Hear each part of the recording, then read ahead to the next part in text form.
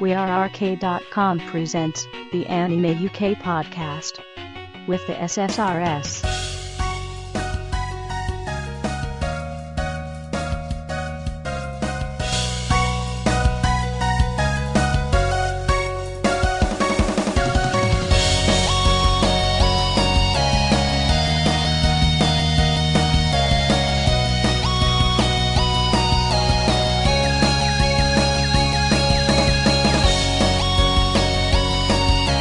この番組はご覧のスポンサーの提供でお送りいたします。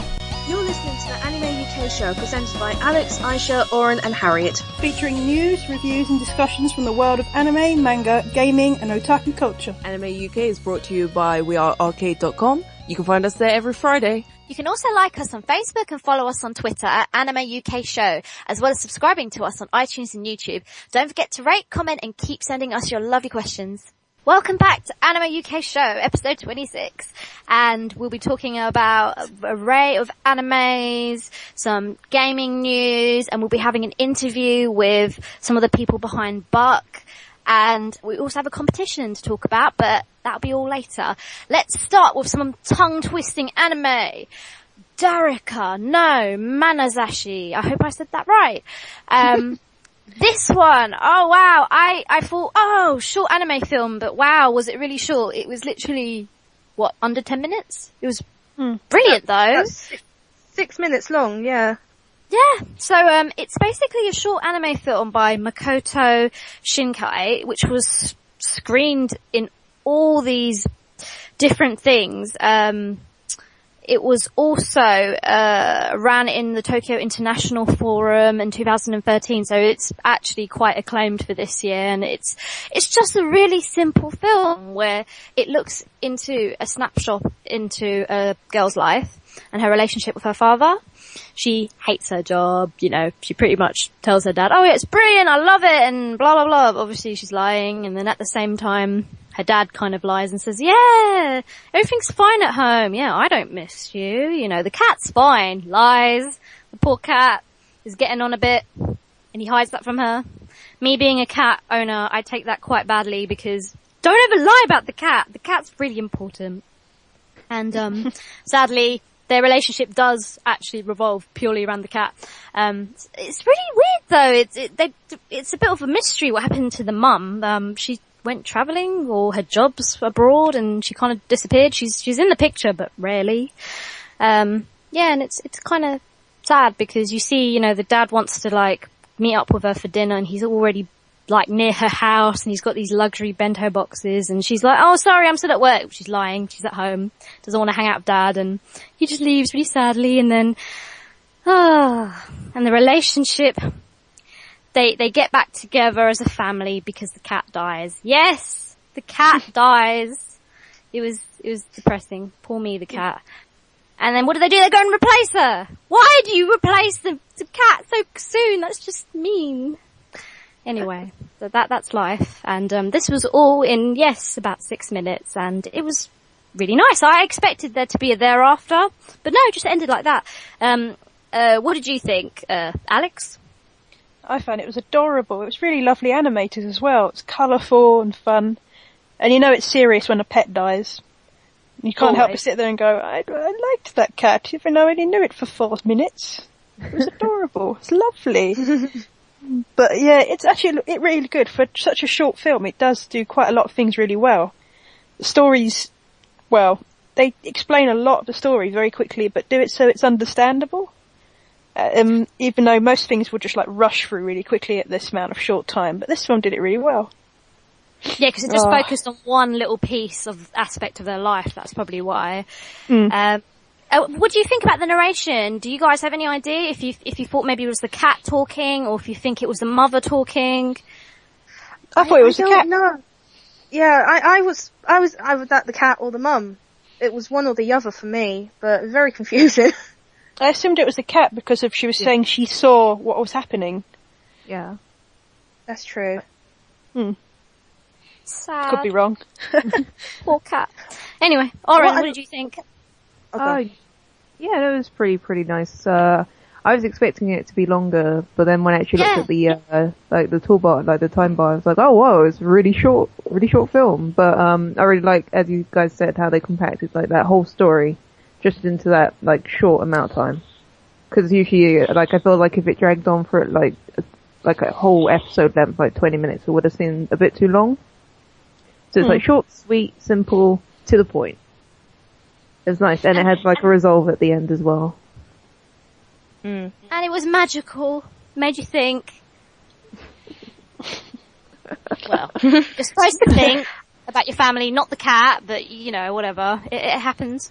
If we move on to the next one. Ooh, okay. How do I say this? Koitabi, True Tours Nanto. Did I get that right? Yes, I think so. Yep. Yes. Another very short anime show. If you read the description, it's talking about several couples and their love lives, and again, it was just so short, but it was to the point, which I liked. You're basically the first episode. I would recommend watching the first 2 episodes for sure together. The first one, you're literally looking at the a couple. They're going out on a date. It was really strange, actually. It was 2D animation and then with a 3D background, but the 3D background was pretty cool. It looked really realistic, but kind of shiny, but kind of, it didn't look like it was superimposed. It looks like it was supposed to be there. It was really strange when they're moving around, and it just looked really nice. They were in a museum, I think. Really strange. It was like a house, and they were taking their shoes off and stuff, and So anyway, back to the actual story. So they're walking around and they're just talking, and you kind of get the impression that they've been in a relationship for a long time, and then you hear them talking. The guy has a job somewhere out of town and he has to move away, and he's talking about it with the girlfriend. He's already in his head thought, yeah, I think I should break up with her, you know, it just makes sense. And then she's like, oh, you're moving away, all right then, we should break up. And he's like, what? And she basically beats him to the point, and he's, you know, shocked, and he's like, oh, okay, but I kind of still love you, in his head, of course. He's not saying it out loud. Men don't say what they feel out loud. They never do this. Anyway, so they decide to go on a last date together, and it's just the strangest thing, really. He's just like feeling sorry for himself now, and he's like, oh, I'm just not gonna, you know, succumb to these feelings. It's fine. And then, you know, they go on a date in this, what looks like a abandoned Colosseum, and he's imagining like he's Romeo and Juliet or something, and he's trying to like proclaim his love to her. But of course, being a man, he could not do this. He's stunted, and he was like, okay, end of the day, let's go. Oh, you fell on your boots. Did you buy your boots just for today? I don't know what the boots was to do with anything, but it looked like she was making an effort. And the second episode basically looks at the same episodes, but through her perspective. And again, it's just miscommunication, really. The girl basically wants to, when he says he wants to move away, he never actually says to her, oh, come with me, or what should we do? Should we break up? And she just agrees when she's actually thinking in her head, oh, can't I come with you? Can't we get married? And she's like, fine, yeah, let's break up. And he's like, oh, okay. Simple as, it's just short, sweet, to the point. That's it, really. What was your point of view on it, Harriet? Now I have to admit, I was glad that I watched both episodes, because the first one I thought the girl was horrible.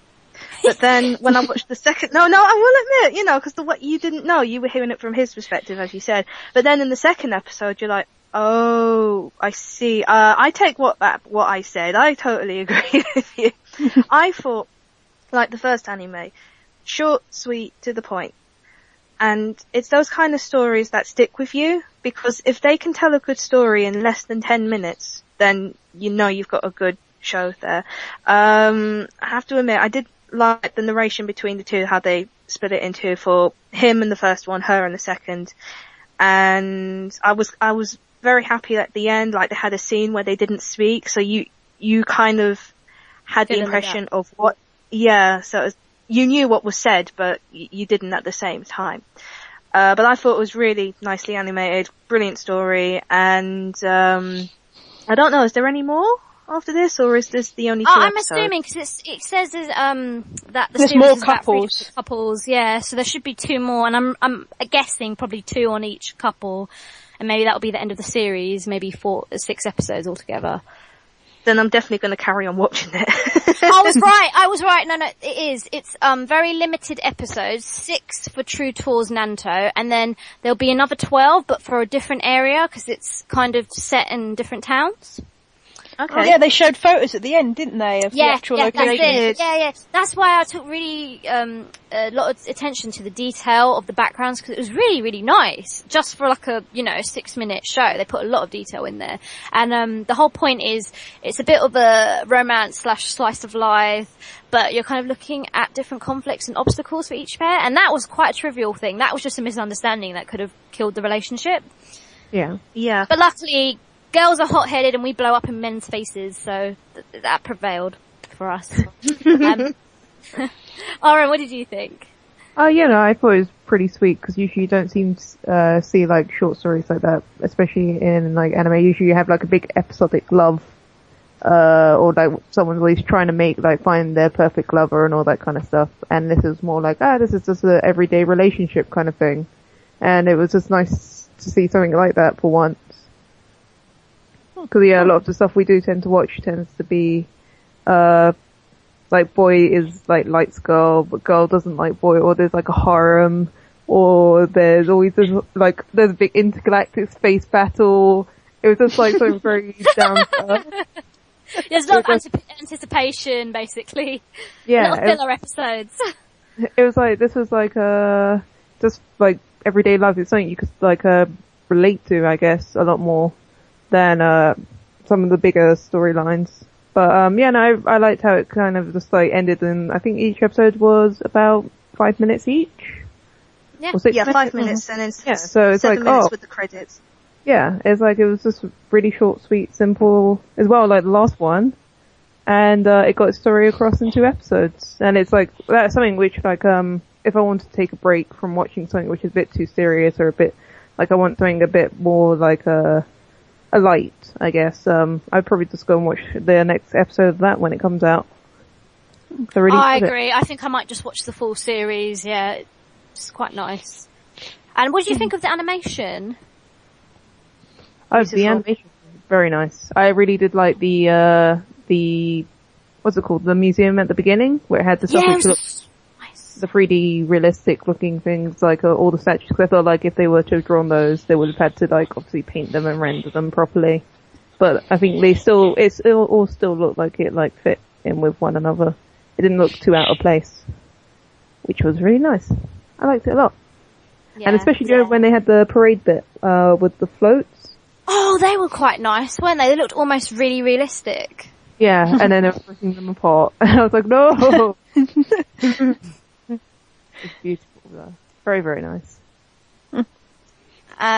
So we have one more, last but not least. Good old Mobile Suit Gundam Age Memory of Eden. I can't take Gundam very seriously, so I'll let someone else explain it. Alex? I knew you were going to send it to me. Of course, you mecha maniac. Go for it. You sent me the one Gundam series I cannot understand, didn't you? Oh, I'm glad I'm not the only one. Yes, I know this series is based off of one of the previous series, which, it's kind of mentioned in there. But, Age is you're introduced to another new set of pilots. This time you see, a character called Asamu, and another guy called Seihart, who you see at the start, a white-haired boy. And it's literally just an entire series of them fighting with each other. One of them gets a Gundam, the other one's on the other side. So yeah, typical Gundam series. One thing I did notice is, the main guy's father is actually one of the pilots from the previous series, as they mention. And, if you look up one of the previous series, he's actually in it as a kid. Oh. So, it's nice that they've continued on the story from an older series. But at the same time, I just kind of watched it and went, is this Pokemon with Gundams? Quite sure what's going on here. It's quite odd. I'm not used to seeing like really young-ish looking kids just piloting machines. Yeah. It was an odd one. It was kind of like, it reminded me of, like a couple of weeks ago we watched that anime which was about football. Like soccer. And they all had the crazy hairdos. It was like that. That's what it seems like to me. It's like, this is very strange looking Gundam. Kind of like Beyblade looking show. But they had like really cool animated Gundams in it as well. So it was really, really like off-putting at times. At one point, one of them looked like Optimus Prime. No joke. And I've never, I'm not hardcore Gundam like you guys, or even if you're not hardcore, you guys have probably seen different series. I've only seen the, Gundam which had all the human politics, you know, Hero, Troa and all that. Yeah, Relena and Zex Marquis with all the dramatic names. This one, I've never seen Gundams fighting on land. I was sitting there going, this is Transformers ripped off. I was just aghast. And then the hair, I was like, what is this? Have they walked out of Pokemon into Gundam Wing? Bloody hell. The only person who looked normal was the guy with the long silver hair. And that, you know, surely that's not normal either, but still. Oh. And the girl as well. Yeah. Yes. I have to admit, when, you know, I forget the girl's name and the main character's name, but when they kept on saying each other's names, I just kept on thinking of the Peugeot advert years ago, the Nicole, Papa, you know? That's what they did. That's all they did, is like, they just kept on saying each other's names, like, oh god, it's like an advert. I'm just expecting the car to come out of the Gundam at any minute. Jeez. I know, I have to admit, I'm along the lines of Aisha, I am not a massive Gundam fan. I've watched Wing, and some of Seed and Seed Destiny. And, I actually followed this pretty well until like after one of the big fights, and then I just thought, do you know what? It's all Con's fault. I have no clue what's going on anymore. It's just your typical two best friends. One is on the evil side, one's on the good side. We must fight each other. But I'm conflicted. I want to fight you. Oh, you're the girl I'm interested in is in love with you. Oh no. And then I felt all sad about that, and then he sat in a room whilst the credits ran at the end. Super depressed about that. Oh, it was really, it didn't seem like your typical Gundam kind of show. It just seemed like a bit of a kid's anime. Cause I feel like Gundam does feel a bit more mature than like some of the other like things I've watched, but yeah, that one was a bit, I don't know, I was expecting, because because of Gundam and because of all the stuff that happens in it, I was like, man, there's robots attacking in the city, that means everybody's gonna die, right? That's usually what happens. Yeah, and it's like, no one died at all.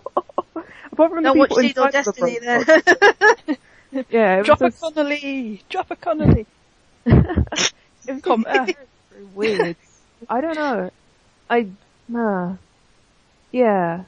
It didn't make much sense.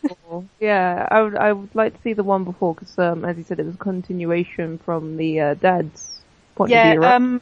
Mobile Suit Gundam Age, the first one was actually his dad as a little boy with blue hair. Well, greeny blue hair. And this one is continuing on, so he's older now, he's the father in the series you see with the greeny beard. Yeah. So yeah, I haven't actually watched the first one, I just know it exists. Okay. Because I couldn't watch it, it's just another Pokemon. Years old though, isn't it? Exactly! Thank you. They must be swapping like tips. Oh, that hair's amazing, can we use that hair in our episodes as well? Oh. And instead of Pokemon, he looked like used Umbreon. Gundam. I actually looked at him and thought he was an Eevee evolution walking around. It was ridiculous. It's like, oh my god, Umbreon's a guy. I thought with that hair he'd be a girl, but fine, go for it. Actually, he does look, looks like the Eevee guy from the Pokemon movie. I'm telling you, this the hair. What is up with that? How am I supposed to take any anime seriously with that hair? I was unfazed by it, to be honest, but now that you brought it up. Exactly. Just silly.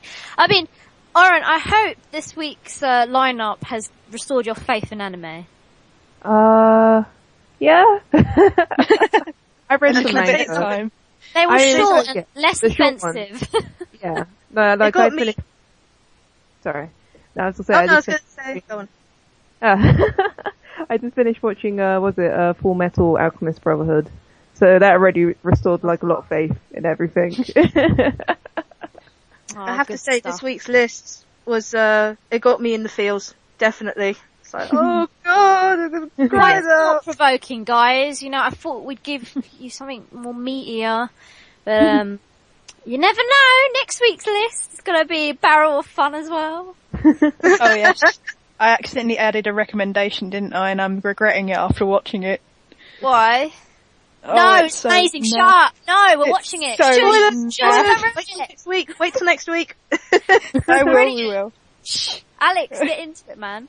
Hey, man, just to point out, as much as Oren disliked, Brothers Conflict, I'm finally to the bit that she mentioned about the redhead guy watching the sister sleep. That's like episode 7 or 8. Girl, how many episodes did you watch before you decided you hate it? I watched like episode 9, and I was like, "This is," because when I was watching it, it was like a car crash. It's like you just couldn't stop watching it. There you go. It was but I've reached that point where I was like, man, no, because I watched that all in one day whilst I was working on other things, so it's just playing on in the background whilst I was drawing. But yeah, no. Since then, I haven't watched it since that like one day where I watched like those 7 episodes in a row. I haven't seen any more of it, and I don't want to. I was looking at like new anime that was out today, and it had like Brothers Conflict like number 12, and I was like, no, never again. Cringe. Do you know one anime I've caught up with is Danganronpa. Oh my god, it's really good. It's now coming up. Well, it's down to 5. And it's now coming down to the final court. Do they have ridiculous hair though? Yes, they still have ridiculous hair. But yes, brilliant. If you have a chance to watch it, do. I mean, I have seen a few people saying, "Oh, the game's better," but I haven't played the game, so I can't really compare. But it is really good. There is a lot of twists in it as well, which I like, and it's somewhat easy to follow as well. So if you get confused, just nod and just go, yeah, I got that. Shifty eyes, yeah. I'm going to see if I can actually get you a version of the game if you want. Oh, but brilliant, yes. My abilities to try and make it run on a PC are limited. Ah, well then, Lucky's not playing ball at the moment anyway, so. Yeah, there's a PC version and a PSP version, but I think the PC version is you have to have an emulator. So getting that to work would be mental. Right. Yes, I've started getting into more visual novels now, so I'm just going through all these things. Just going, I like that one, I'll have that one. That one requires an emulator. Nope, I'll have that one. Whichever one's easiest to install on this computer. Just seems to be getting a test. I might just wait until it comes out on PSP whenever it does, because I know it is coming out, but I just don't know when. Yeah, it should be coming out sooner or later. It's just whether or not it's coming out any time this year would be a nice. Oh well. Maybe if we're lucky, one of the companies will pick it up quickly and just go, "Hey, it's here." And we're going to go into the news now, and sadly we're going to start off with some tragic news. Alex, do you want to talk a bit about that? Yeah, it's been going around on the internet quite quickly that Hiroshi Yamauchi, the former president of Nintendo, has died. He was 85 and it seems he died of pneumonia, which is rather odd for Japan. I've never known of that before.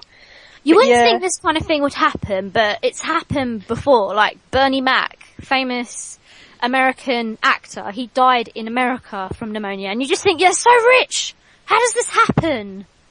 It's really odd, because I've known a lot of Japanese people who have a problem with their liver, more than anything. But yeah, it's rather sad though, because they're all putting respect up. Yeah. Yeah, because he kind of brought Nintendo to the world. He took over from his father, and if it weren't for him, we wouldn't have Nintendo today. We wouldn't be playing Pokemon, or we wouldn't be playing Super Mario Brothers or Zelda. That's exactly what I was going to say. We wouldn't have the Pokemon after Pokemon after Pokemon after Pokemon. Did I mention Pokemon X and Z are coming out soon? And oh my! With the Mega Revolution. I have to say though, he, you know, at the age of 85, he's done so much in his life, and he's left such a brilliant legacy out there, and we're all so, you know, grateful to him. You know, back in the day when we were kids with our GBs, running around, playing our Zelda and whatnot. Oh, miss you, man.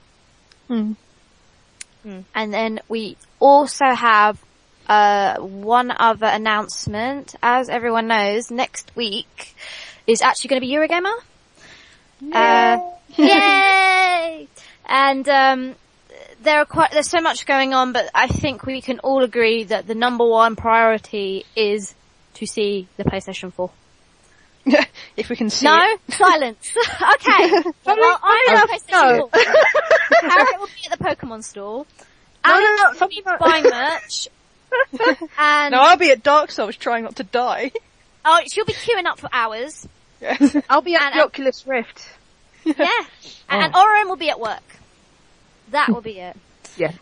So there's lots to look forward to. There's just so many games out there. Hopefully have a go at everything. Okay, And that's we'll not try possible. and film to use. some footage as well, if we can. Not of Oh god, all yeah, the that's a given.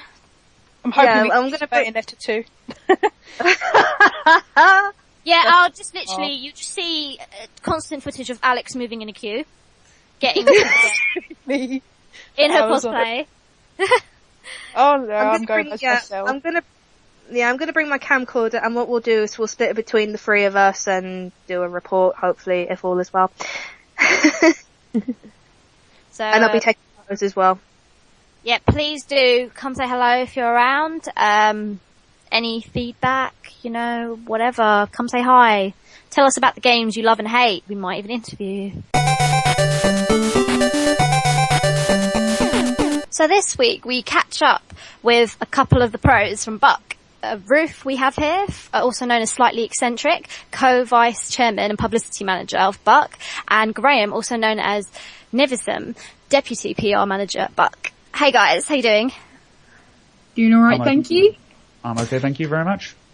So, how's what's the word, the con blues you guys feeling after Buck? Oh, definitely. I think everyone felt a bit la after the con ended. And so, can you please tell us a bit about Buck? I myself have never been. Well, it started early 2012, and it was started by Andrew, and then it kind of just expanded very, very quickly. And we had our first committee, and our first convention happened last year, August 2012, and we had about 700 people.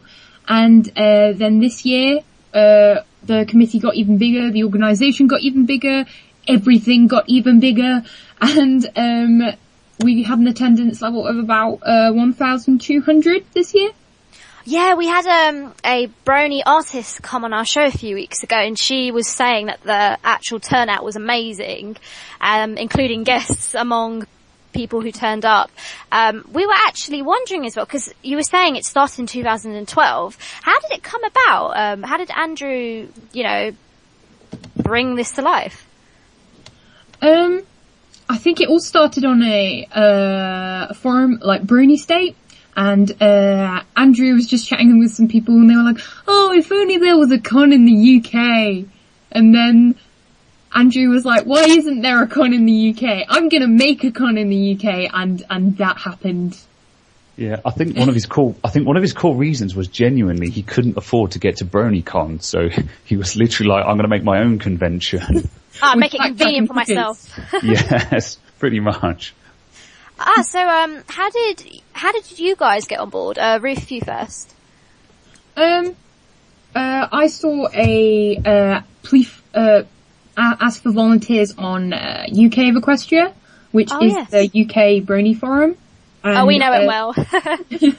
yeah. So they were just asking for, they listed a bunch of positions. I was like, oh, I'll go for that.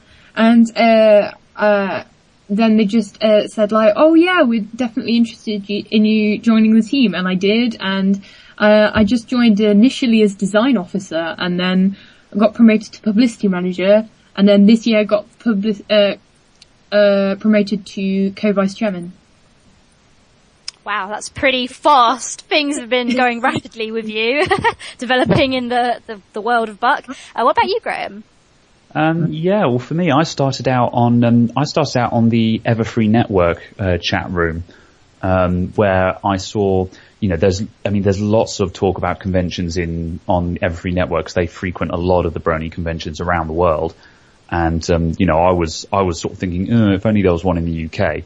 And I actually saw Sketchy Sounds, who's one of the community musicians. He actually said, actually, there is. It's called Buck. Saturn, as he's known as there, or Andrew, he was also in the room. And I was like, oh, yeah. And so I heard about it. And again, I signed up for staff because I wanted to get involved. And I was on staff for about a week or so. And in my first week, because I was looking to cut costs, I started organising carpools to get to Manchester and group bunks for cheaper accommodation. And clearly they thought, well, this is a man who can organise things. So they also asked me to join the management team as well, which I gratefully did. So you're the man with the plan. Yeah, sometimes. I really needed a deputy, and it was like, I just looked through applications and saw Graham, and then I thought like, oh, he's been doing carpools and things. I was like, this guy is good, he's my deputy now. All came together, it's like fate. Brilliant. So, how do you go about then approaching, for example, all the top people in the Brony world to come to the UK Buck? Because just, so much more easier obviously to do it in America, because most, the voice actors and that are all located there. So how do you go about, asking them interest in coming? Yeah, just going through agents, because all the cons are that we're really quite tightly knit. So we're always we're not like some cons where they're like against each other. We all try to work together to help each other out. So we were exchanging contact information for like agents, stuff like that. So we just contacted the agents, and we pay for all VIP like travel and accommodation and fees and things. So they haven't really gotten a reason to say no unless they can't be bothered. We're pretty much offering them a free holiday for the most part. But a lot of it is down to sort of, it's people who know people who know people, really. I mean, like, for example, with all the community musicians, I mean, music was a huge part of Buck this year. And for the community musicians, our music manager was Lavender Harmony, who is a fairly prominent musician. And because he knows all the other musicians, he was in a position to invite them. And if he didn't know someone who we wanted, he knew one of the musicians who in turn knew them. And so it's basically having friends of friends, all the way through the chain. And you never really have to go far to make a connection, because one of the nice things about the Brony community is that a lot of the biggest names they're just normal people. And so a lot of them are surprisingly easy to get hold of. And a lot of them, when you turn around and say, we're doing a convention and we want you to be a guest there, they quite often turn around and go, hell yeah, I really want to be a part of that, So it all comes together quite easily. Actually, you touched upon a really interesting part. I noticed when I looked at the guest list on Buck that there were so many musicians there. What is this whole, do they like remix the music themselves, or they do like something else that they're interested in? Because I saw there was a lot of like dubstep and new remixes. Yeah, there's a lot of remixing, but there's also a lot of original content too. People enjoy just writing songs or making general music inspired by characters or episodes. It just inspires people to create music. Yeah, and it's I think a lot of the core music. I think the core music in the fandom, it started out as either direct remixes for the more electronic stuff, or I mean, a good example of sort of inspired by music would be a group like Acoustic Brony, who are a acoustic duo. And I mean, I was talking to them about how they got started, and they said, you know, they've been playing instruments for long before the Brony thing started, but they were just struggling so much to come up with original material. And then after they got into the community, they just felt really inspired. And I mean, as Jimmy put it to me, he said, you know, before I couldn't think of anything. Then after I got into the fandom, just suddenly I started thinking of chords, and I started thinking of lyrics, and I had ideas, and it all just went from there. And so they started writing original songs, but inspired by characters from the show, based on their personalities and just sort of the way they think and that kind of thing.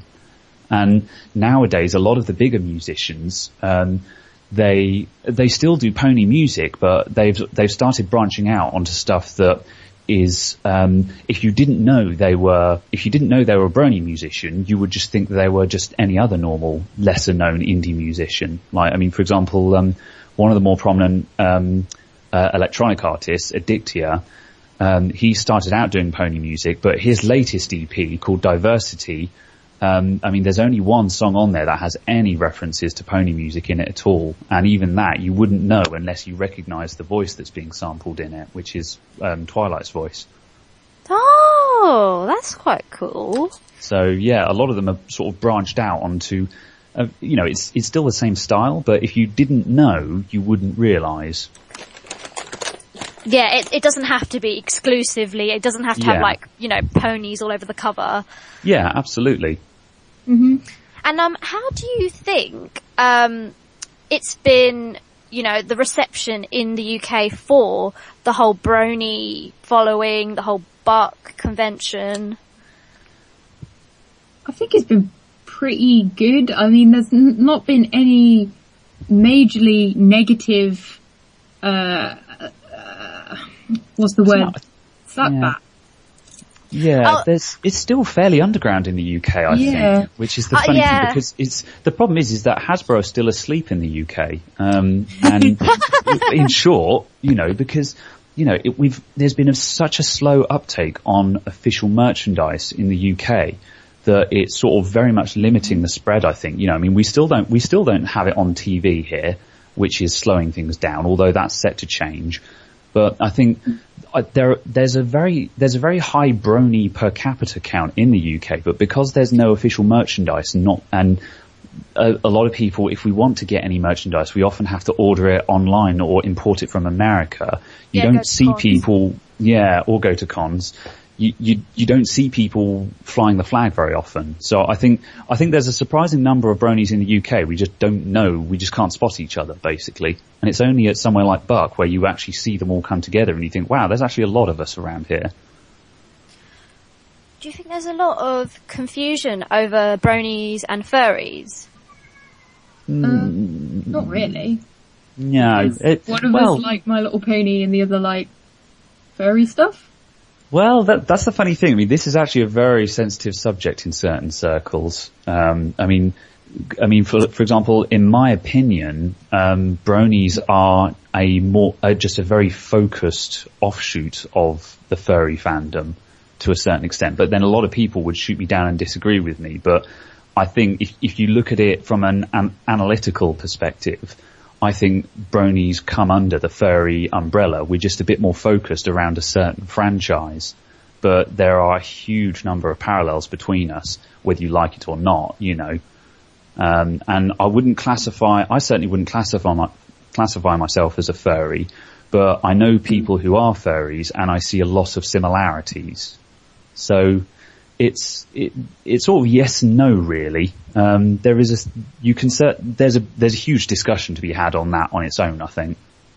Yeah, because I think a lot of when I've seen people dress up, you know, the really elaborate costumes of My Little Pony, I even confuse them for furries purely because that their costumes are so well made and the materials they used. Mm-hmm.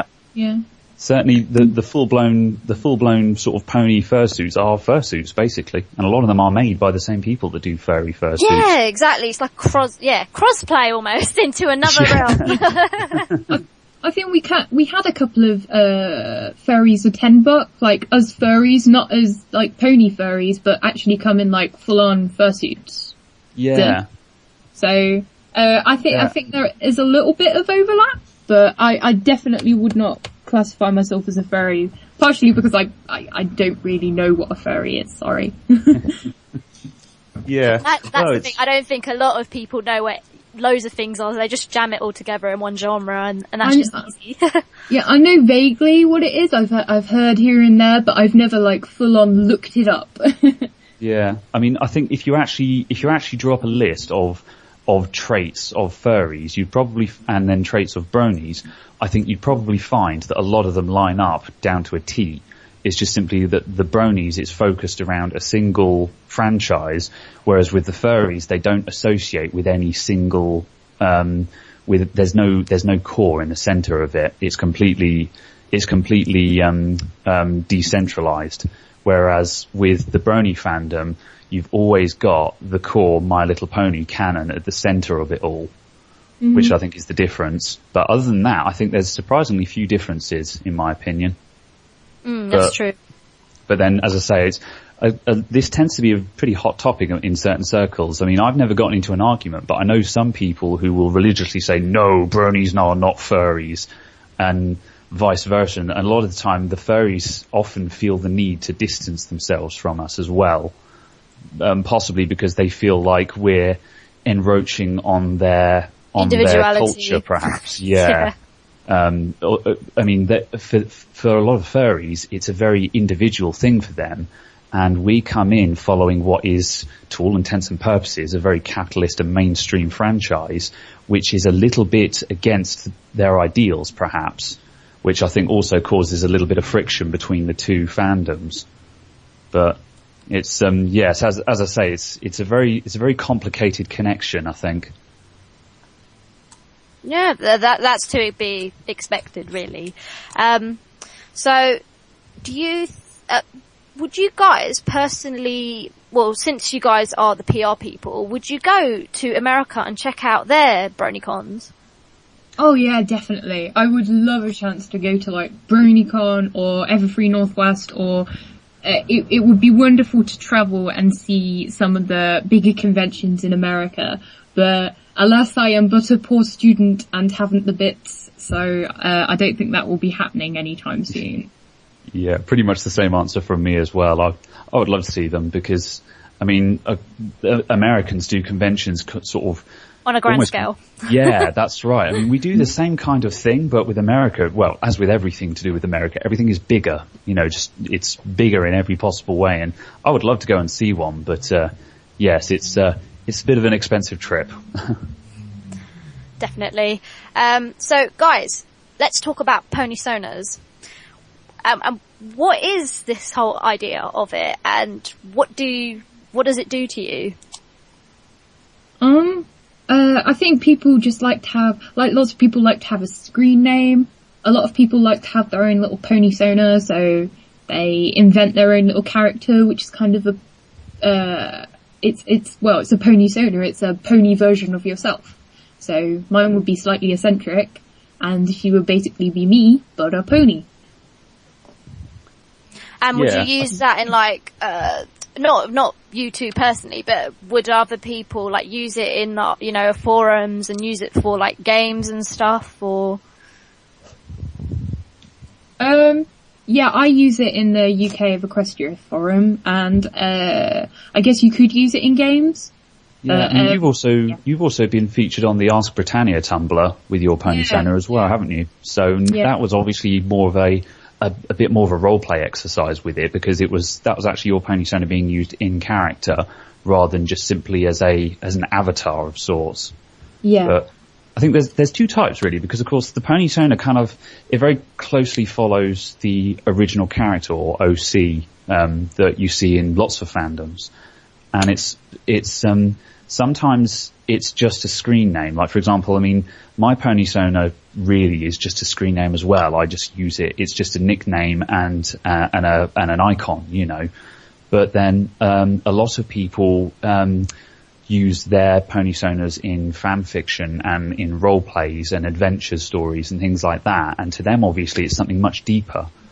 And some people, and so sometimes the pony-sona, that can be either your individual personality or there are quite a few people that will have many of them, and that all of which represent different sides of themselves that they like to explore. So a lot of the time it can be sort of an exploration of your own character as much as just writing something original.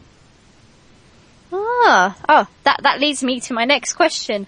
What would be both of your cutie marks? I think it might, it doesn't really reflect my, talent as such. It's just like a little kind of pixely heart with an explosion around it, because I like to love people and I'm pretty explosive. So that I just tried to put that into a little picture on my cutie mark. So it's not really my talent, it's more my personality it reflects. Pretty cool. Graham?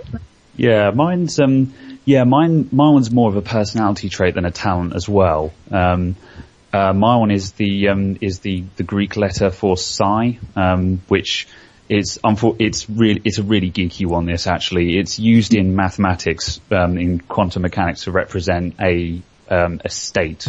And it's basically because I have a habit of overanalyzing everything. So it's because I tend to overanalyze all the time. And it's sort of a representation of that because it's used to represent a situation or a state of something in mathematics. So it's the fact that I'm always looking into the situation all the time. So you guys, I take it you thought really carefully about that personality trait before you'd actually stick it on your, theoretical pony backside. Yeah, I didn't put vast amounts of thought into mine. It was mainly, I sat down and thought about possible things I could use.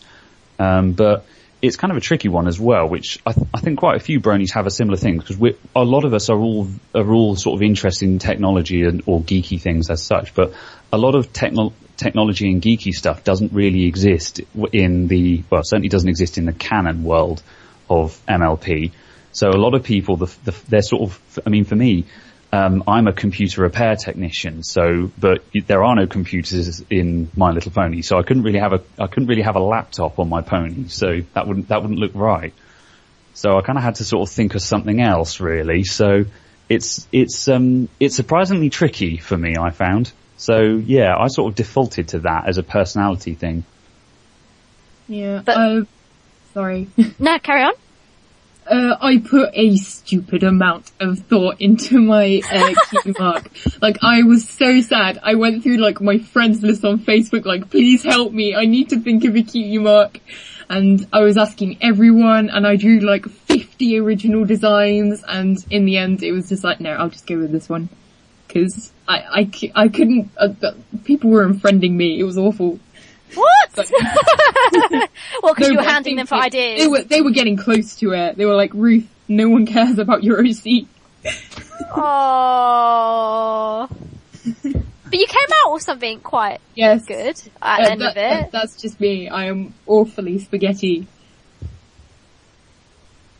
Brilliant.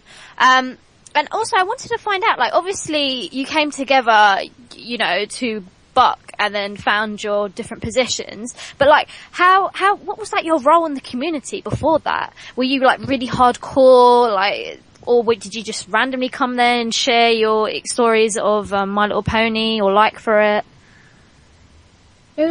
I think I was when I joined, I was an admin on Bronies UK, which is a Facebook page and network. So I was quite active in the Brony community. I was quite hardcore Brony. I think I've mellowed a little bit since, but I was pretty hardcore when I joined. So I was quite active and involved in the community, and I was just looking for ways to get even more involved and contribute more to the fandom that made me so happy. Yeah, I basically came out of nowhere. I I was sort of a regular on the Everfree Network chat room that I mentioned earlier on, but I mean, I hadn't joined any other communities yet because I spent about a year as a closet brony, sort of where I enjoyed the music and I watched the show, but I didn't enter into the fandom. I didn't talk to other bronies or go to meetups or anything like that.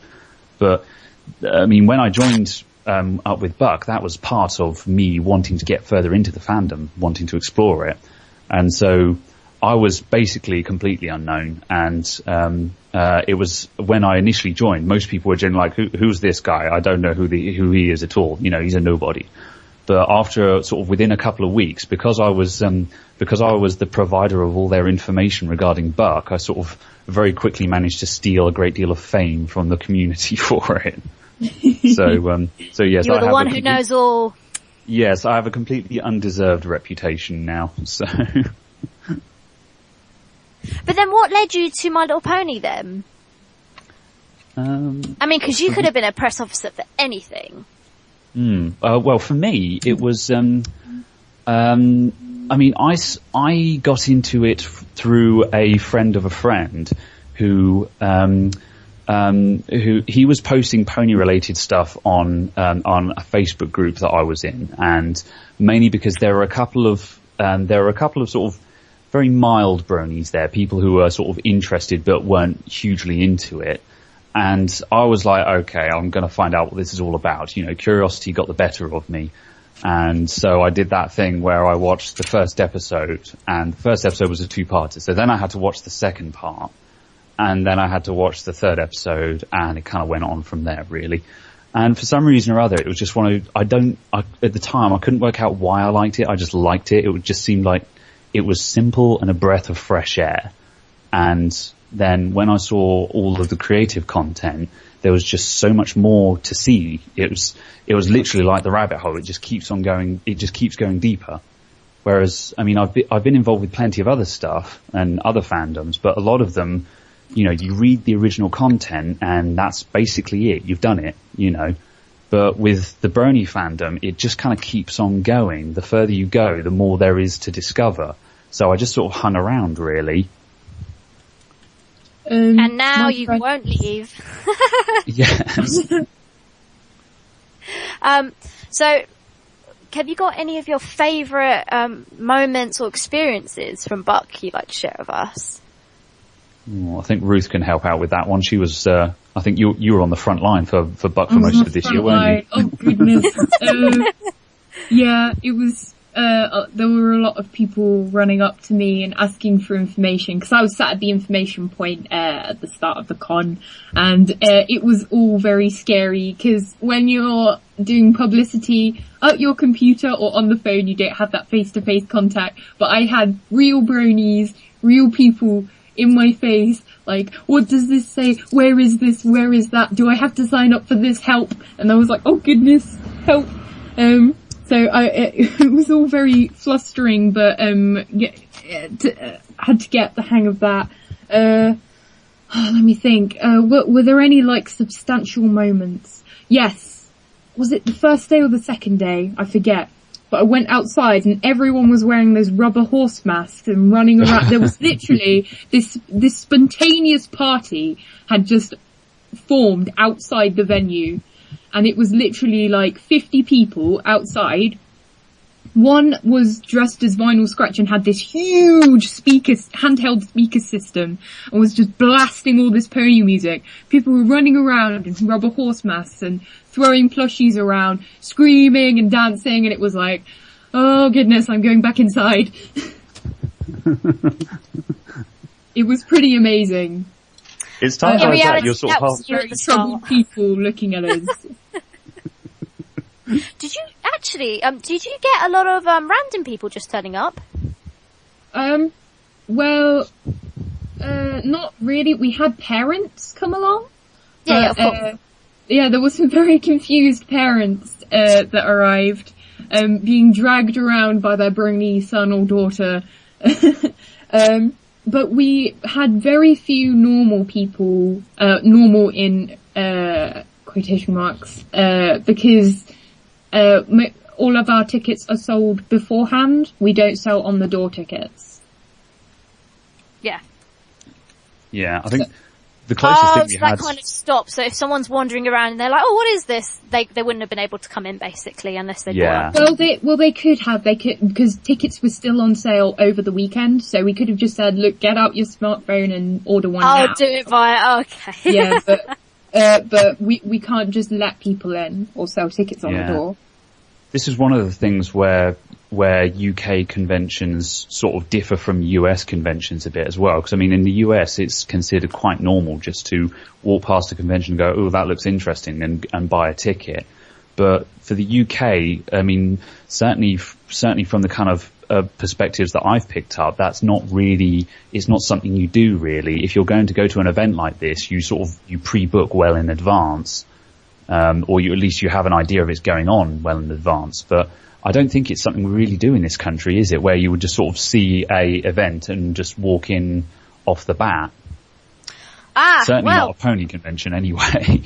MCM Expo London you can, but you have to queue up 3 hours to buy the ticket. So, that's already a deciding factor in, can you wait 3 hours? No.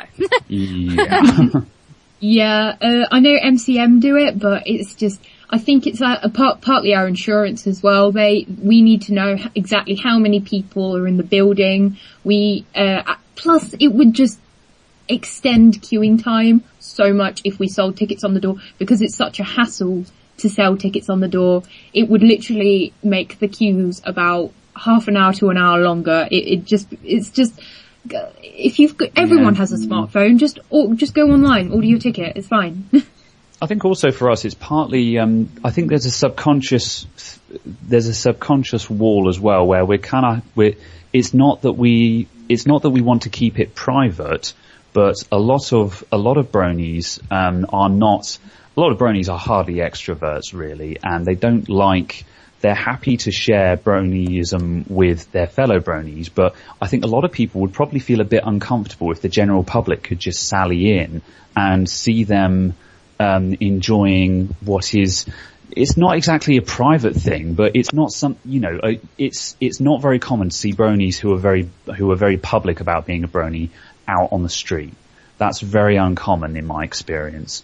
And I think a lot of our genuine attendees who had booked in advance would probably be a bit uncomfortable if the general public were able to just walk in and see them being very open about something that they're normally fairly private about. And I think it's not something that anyone has said, but I think that's probably an underlying thing that's at the back of a lot of people's minds as well. So it's kind of nicer for our attendees if we can keep it a little bit private. A little bit exclusive, so people who know about it are there. That's right, yeah. Unless you're one of those people that likes to don a rubber horse mask and run outside and have That's true. You get weirdos in every breed.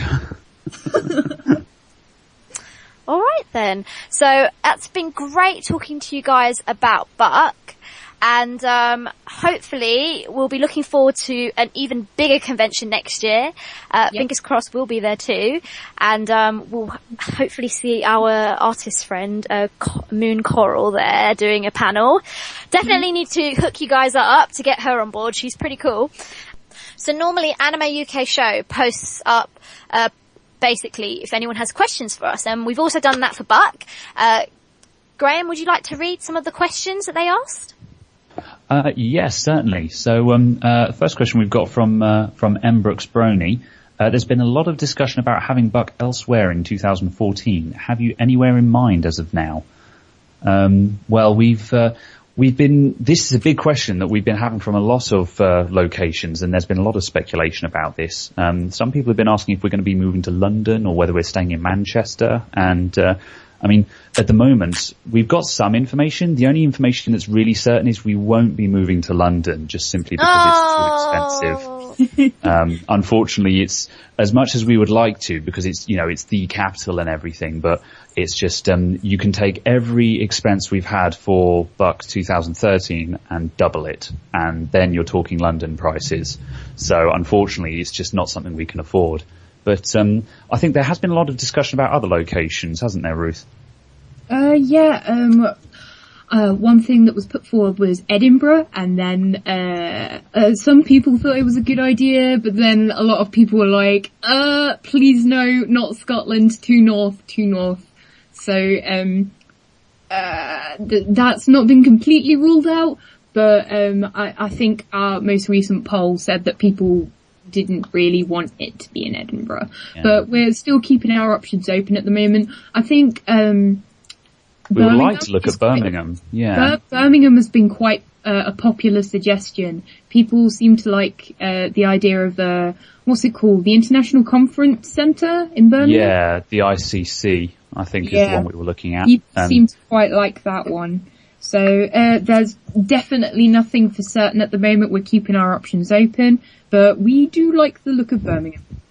Yeah, I think we'll be looking to try and get something nailed down before Christmas. I think because we want to try and we're looking to try and go for sort of midsummer next year. And if we want to go for midsummer, then we want to have our venue nailed down before Christmas if possible. So fingers crossed we'll have an actual answer for you in time for December. Brilliant. And if we go to the next question. Let me see. Theo Vassia asks, how do you feel about the 2013 Buck compared with the first one? Well, I wasn't actually here for Buck 2012, so I think Ruth is probably a bit more qualified to answer this question. So do you want to take this one? Buck 2012 was amazing. Buck 2013 was amazaballs. It was really, really good. I think it was just the sheer scale of it, because last year was still a relatively small convention, but this year we had people coming from all over the world, and it was just amazing to have people come up to me and other staff members and just say thank you for organising this. This has been the best weekend of my life. It's been amazing. I can't wait for next year. And it was just heart-melting to get that sort of feedback. I just felt that everything went a lot smoother. Everything was just better this year. Even though last year was amazing, just this year just topped it. Cherry on the cake. I think the biggest difference as well was just having the Summer Sun celebration at the start of it. That was just such an unbelievable way to kick off the weekend. I mean, definitely. At the start of Buck 2012, we had our Pinkie Pie party, and that was just basically it was a DJ set with of pony music with all the attendees partying. But when we started planning Buck 2013, Andrew, the first thing Andrew said when we started planning, he said, we're not calling it the Pinkie Pie party. I don't want any comparisons. I don't want it to be anything like that. I want it to be something on a completely different scale. And it was sort of at that point that I thought, okay, this is going to be different. Whatever we come out with, it's going to be very different. And the Summer Sun celebration it wasn't just a party. It was a music festival in one night, with the amount of artists we had on and the sheer size of the sound system. And I think for me, although I wasn't at Buck 2012, I can just see by Friday, I knew that we had done something so much bigger than what happened the year before. And I think that was the biggest clincher for me. Last year, for the Pinkie Pie party, the Bridgewater Hall, which was our venue, it rests on acoustic springs. It's not on solid ground. The Pinkie Pie party literally made the building rock. So we thought we're going to top that this year, and we held the Summer Sun celebration in a completely separate venue. We held it in Manchester Central, which was next door, which is just this great big concert venue, we played the music so loud, we vibrated one of the doors off. Yeah, I think the front door for the venue actually fell off. It came off its hinges. Yeah, so I'm not sure if our future venue is listening to us. I don't think they're going to have us anymore. We have a habit of breaking venues.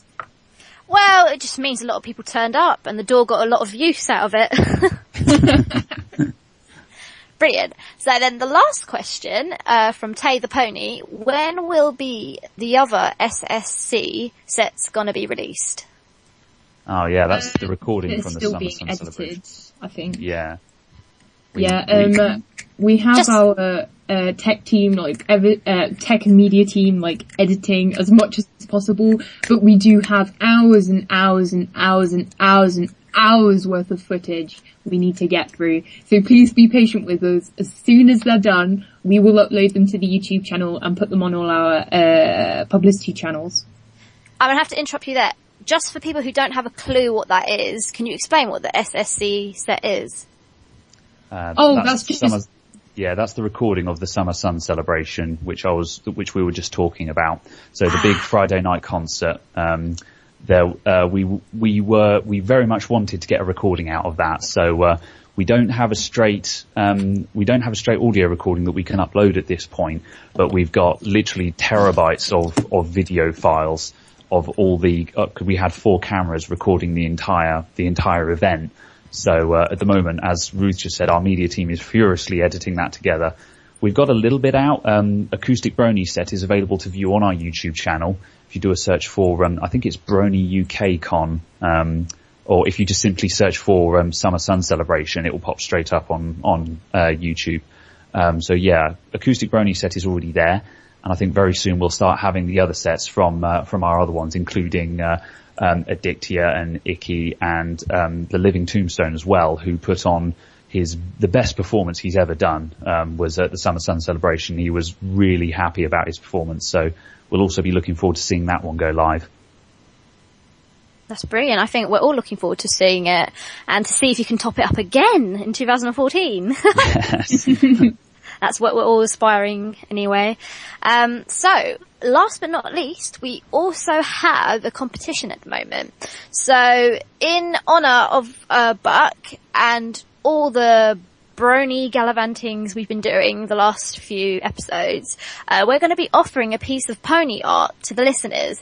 So if you like the Anime UK Show Facebook page, and if you share our show on your page publicly, we'll be picking a winner at random.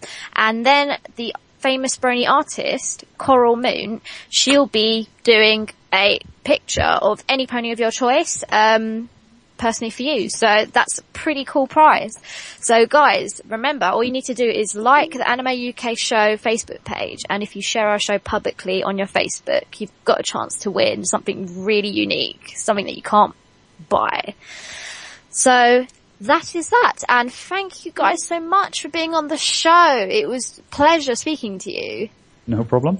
It was lovely being here. Thank you for having us. Brilliant. Hopefully I'll be seeing you at the next Buck.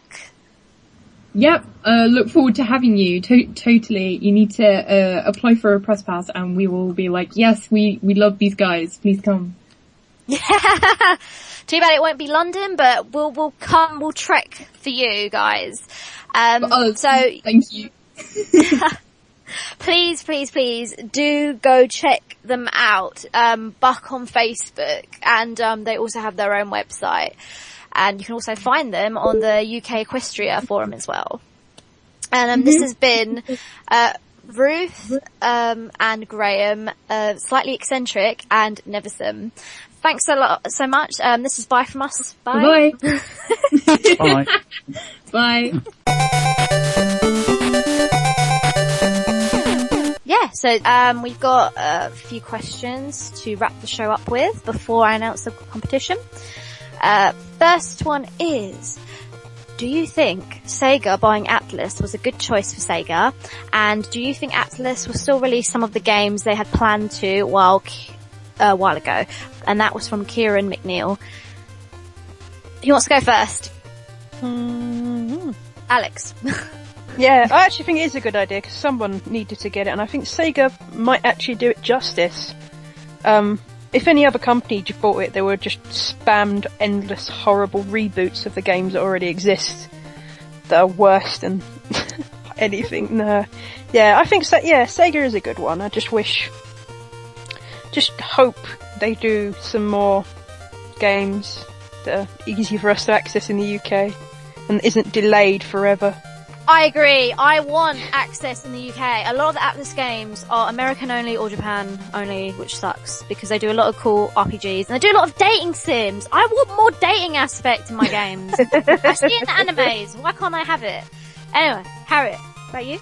I have to agree. Yeah, I think it's a good call for Sega to buy Atlus because Atlus do an awful lot of good games. Like they have the Persona, the Demon Summoner games as well. So plus Sega have had a good history with games as well. So I think it's a good call, and I'm looking forward to seeing Atlus releasing new games now in the future. Brilliant. And Oren? As long as that they bring out another Persona game, then they've done justice. But that's already planned. The next one's coming out. They're not doing DLC, so they're going to do another. I think they're doing number 5. Yes. Oh no! I've heard that they're doing a 4 part 2. Are they? Yes, that's why they're not doing DLC. They're going to add some new characters in. Ah. So I think Atlus are already at work. I think it's a brilliant idea. I used to have a Sega Saturn. I have a lot of random Atlus games that I used to get on the import from America, and I love them. One of them, my only dating sim game, 1000 Arms. It was brilliant because it was an RPG, but then because you had so many girls on your team, you also could interact with them and chat to them, give them presents and stuff. It was hilarious. You even had a photo booth in there. I could take fake photo stickers. It was brilliant. That's what a girl wants in her life. Yeah. So yes, come on Atlus, don't mess us about. If they're going to do what I think they're going to do, that means Sega will tell them to get on with things and just make them loads of money, and that will work for us because Atlus know what they're doing. Great. Next question. Will you be going to see the Rurouni Kenshin live action when it comes on 4th of October? Hell yes. Yes. It has all my yes. Where's all my this gonna favorite tofu actors, so yes. Where's this going to be? On TV or in all the cinemas around the UK. No, really? Yeah. Random. From what I've read, it's out the 4th of October. I won't be in the country when it comes out, but as soon as I come back, I'm going straight to the cinema and I'm watching that. I'm dragging the boyfriend with me. I was like, nope, sorry, we're seeing that. I love Rurouni Kenshin. I've read the mangas, I've watched the series, I've watched the movies. I absolutely love it, and I cannot wait to watch it. I've seen the trailer as well, and it looks amazing. And they've done the story justice, and I'm really looking forward to seeing it. Oren? So, I'll probably watch it. We should all go watch it together. Because I don't like going to cinema by myself. We should do that. We'll join up together. You know what, guys? Let's make it an Orange Wednesday. Yes. We said my name there, but you didn't. Oh, let's not go back there. Really, let's not. I've only just got used to your name. Let's not. Yeah. So, next to the next question, but we don't have any more. So, I think this is goodbye from us, guys. And please, please, please keep following us, share us, and actually, that just reminded me, the competition. There, I was going to go end the show without announcing it. But basically, we are doing a competition where you need to go to Anime UK Show on Facebook and like us, and then you will see a link for our latest show. You need to share that on publicly on your Facebook page, and once you've liked it and shared it publicly, you'll be then entered into our prize draw, where we'll be getting the lovely brony artist Moon. And she's been on our show several times, and she actually did a portrait of us as ponies, and the prize will be you get to ask her of a pony of your choice, and she'll do a customized picture for you. So that's really unique, and that's something you wouldn't get anywhere else. So please do go to our page, Anime UK Show, like it and share publicly on your Facebook. And apart from that, please do spread the word. Feel free to let us know your feedback or any of your lovely questions. We're on YouTube, Facebook, Twitter, Tumblr, everything. So share the love, and we'll be seeing you next next week with episode 27 with loads of yummy animes and news. Bye for us for now. Bye.